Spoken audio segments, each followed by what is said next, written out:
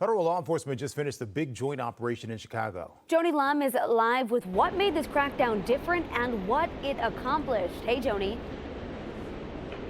Lauren, Terrence, U.S. Attorney Andrew Boutros said that law enforcement had to move at the speed of violence to take dangerous criminals off the streets here in northern Illinois. He called Operation New Dawn a badgeless operation because all the law enforcement agencies worked under the banner of the flag as the 4th of July approaches.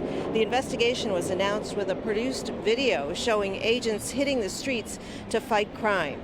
U.S. Attorney Boutros says that the efforts are aimed at Chicagoans who are afraid to travel, engage in recreation, or let their children play outdoors due to gun violence in the city.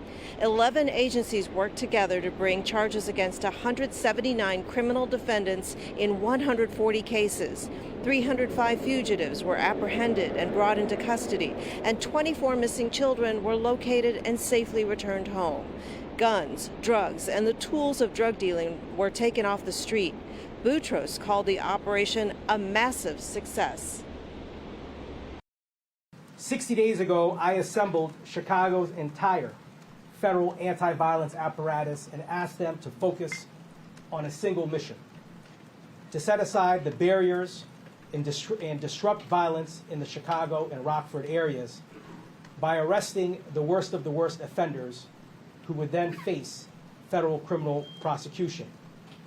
I called this unprecedented anti-violence initiative Operation New Dawn. The FBI, DEA, ATF, U.S. Marshal's Office, and Chicago Police were all involved in the investigations and the arrests made under Operation New Dawn. And U.S. Attorney Boutros also thanked retiring Superintendent Larry Snelling for his work in fighting crime in Chicago. Reporting live at the Federal Building, I'm Joanie Lum, Fox Chicago. Joanie, thank you.